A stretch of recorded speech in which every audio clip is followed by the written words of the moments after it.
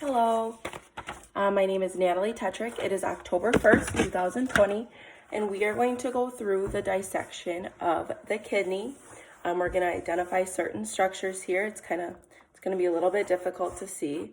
So we start with the renal cortex, and that is this outer portion right here, a little bit lighter tan colored than heading down to our renal medulla. And the renal medulla is a little bit darker colored, a little more reddish.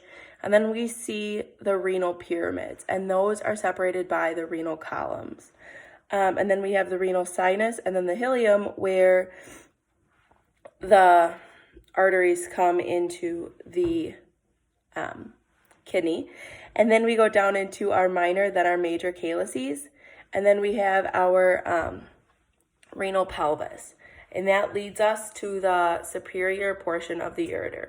So overall, this kidney, you can't really see a lot of detailed structures, but you see a lot of gross anatomical changes that lead you to figure out where some of those more detailed structures are. I think the renal medulla is somewhat prominent in here, but it's very interesting. You know, we see it in our textbook and stuff, but to see it on this kidney model, it just has that darker gray appearance, and there's just like a line from the cortex to the medulla that really separates that, which is really interesting. The major and minor calyces aren't really that prominent in here. We just kind of know the general location of where they are.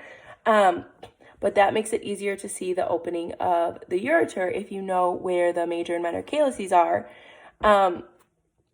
And so that kind of gives us a good description of how our kidneys sit in our bodies. Thank you.